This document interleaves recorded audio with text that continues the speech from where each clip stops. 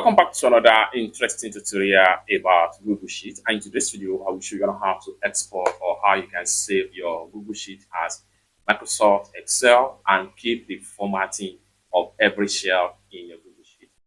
Let's go. So the very first thing you want to do is go ahead and make sure you come to the top right here. Go ahead and click on File right here. Right, so the very first thing you want to do is to go ahead and come to the top right there, click on File, then come down below right here, click on Download. Then go ahead and choose Microsoft Excel right here. So click on that. And this is going to pop up right here. So you can see Microsoft Excel workbook right here. Next thing you want to do is to go ahead and choose your download folder. Then come down below right here and hit on save. And in a few seconds, your file is going to be successfully saved, just like what you see right here.